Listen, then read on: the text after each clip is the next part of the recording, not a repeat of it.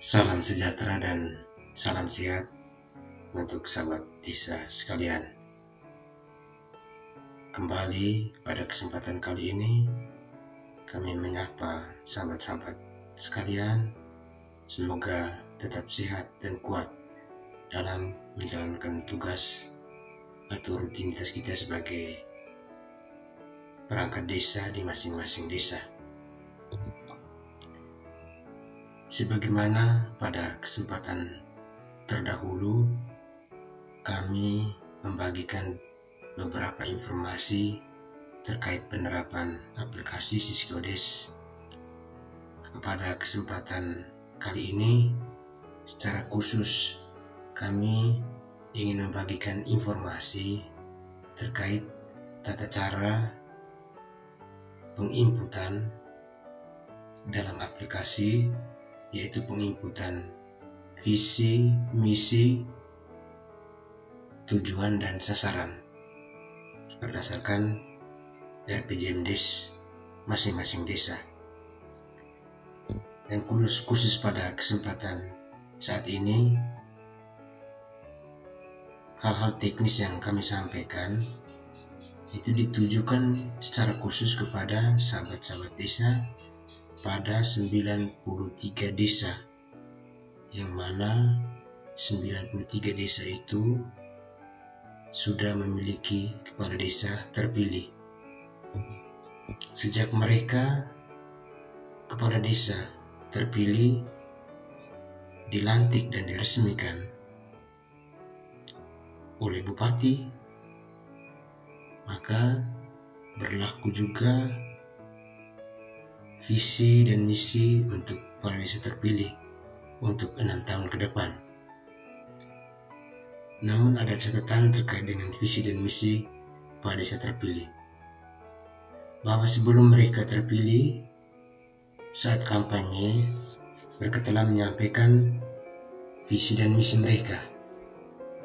Tetapi belum tentu visi dan misi yang mereka paparkan pada saat itu akan searah dengan arah kebijakan pembangunan nasional juga kabupaten, ditambah lagi dengan proses penggalian gagasan yang sampai kepada penjabarannya dalam bentuk-bentuk kegiatan berdasarkan potensi dan identifikasi masalah yang mereka lakukan di masing-masing desa. Nah, kepada kesempatan kali ini, yang ingin kami sampaikan adalah bahwa visi dan misi yang akan dirumuskan oleh kepala desa terpilih itu dilakukan bersama dengan tim penyusun RPJMDes. Jadi visi dan misi yang akan dirumuskan mungkin agak berbeda dengan visi dan misi yang dipaparkan oleh calon kepala desa saat mereka dalam proses pencalonan sebagai seorang calon kepala desa. Baik sahabat desa sekalian, terkait dengan visi dan misi, itu merupakan suatu keharusan bagi seorang kepala desa.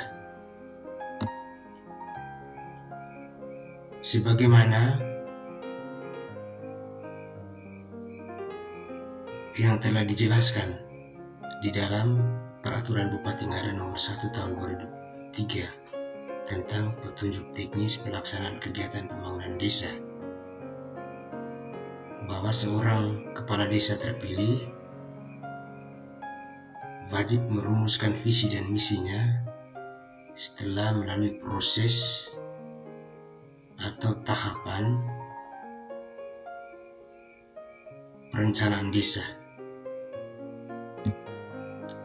bahwa rancangan RPJMDes seorang kepala desa terpilih sebagaimana dijelaskan pada pasal 9 dari peraturan bupati ini, itu memuat visi dan misi kepala desa, arah kebijakan pembangunan desa, serta rencana kegiatan yang meliputi bidang penyelenggaraan pemerintah desa, pelaksanaan pembangunan desa, pembinaan kemasyarakatan desa, pemberdayaan masyarakat desa, penanggulangan bencana, keadaan darurat, dan mendesak.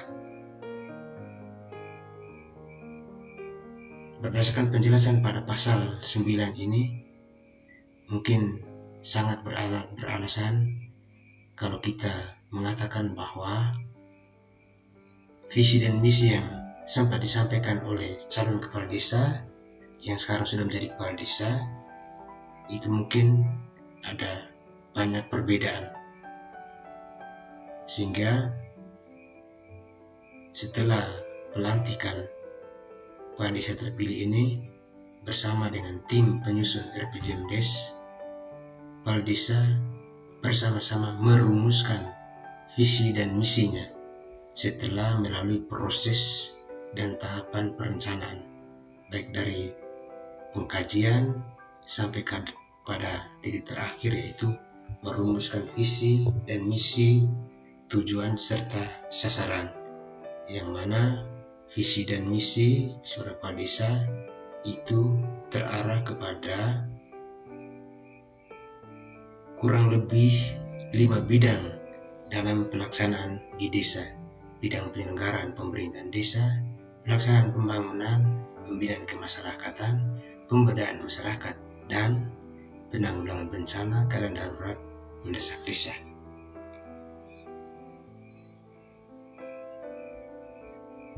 Jika teman-teman desa di masing-masing desa, khusus pada 93 desa, telah melewati proses atau tahapan perencanaan dalam rangka merumuskan atau menyusun RPJMDes, maka berdasarkan data-data yang telah dirampungkan itu, teman-teman desa bisa menginputnya di dalam aplikasi Siskodes rilis terbaru untuk tahun anggaran 2023. Pada kesempatan kali ini, saya ingin membagikan kepada sahabat sekalian tahapan penginputan RPJMDes yang di dalamnya termuat visi, misi, tujuan, serta sasaran. Sahabat desa ke beranda aplikasi Siskodes, ke data entry, ke perencanaan, data umum desa, ke menu visi dan misi. Saya mengambil contoh pada kesempatan kali ini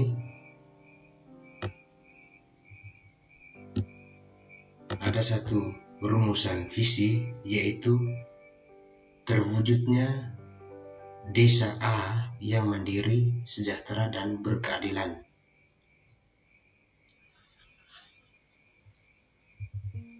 Dari rumusan visi ini atau di dalam visi ini terdapat misi. Misi merupakan penjabaran dari visi. Jadi terdapat beberapa misi.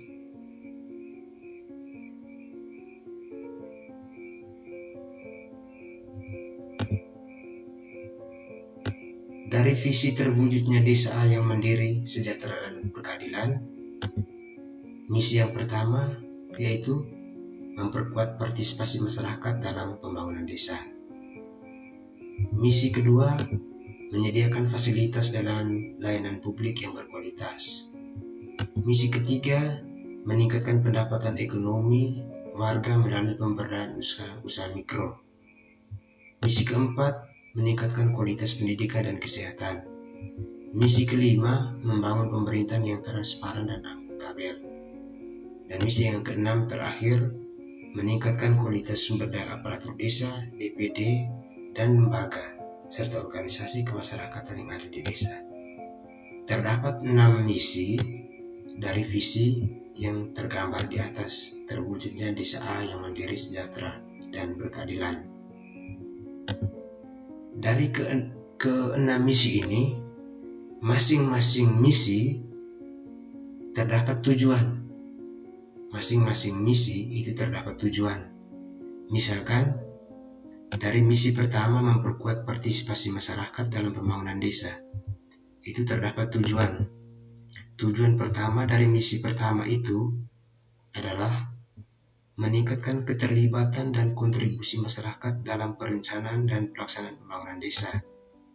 Dan kedua, dan seterusnya sampai dengan 5. Jadi di dalam misi pertama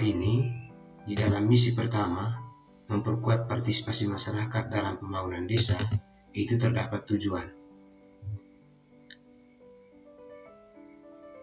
Di dalam masing-masing tujuan itu terdapat sasaran.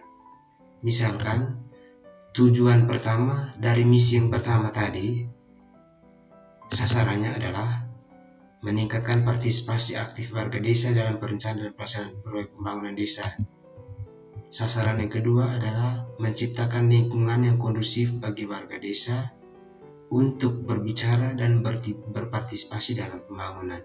Dan seterusnya sampai dengan sasaran nomor 5. Yang ditampilkan ini adalah 5 sasaran dari tujuan 1. Tujuan 1 ini nih adalah tujuan pertama dari misi memperkuat partisipasi masyarakat dalam pembangunan desa. Jadi digambarkan secara jelas di sini, sahabat desa sekalian, bahwa dari visi yang hanya dirumuskan dalam satu kalimat, dia dijabarkan dalam beberapa misi. Masing-masing misi itu terdapat tujuan. Masing-masing tujuan itu terdapat sasaran.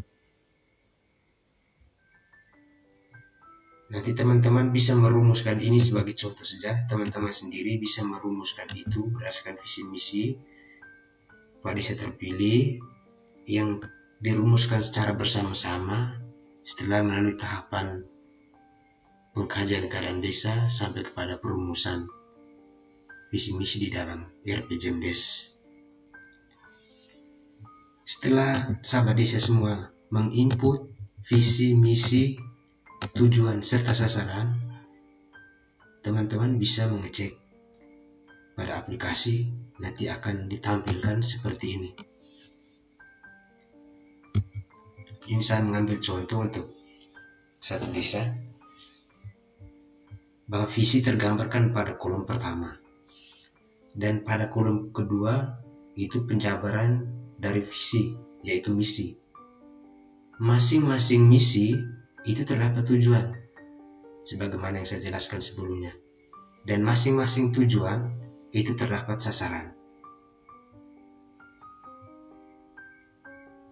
Setiap sasaran digambarkan di sini ataupun tujuan ataupun misi itu pada akhirnya akan berujung kepada terwujudnya visi, terwujudnya desa A yang mandiri, sejahtera dan berkeadilan.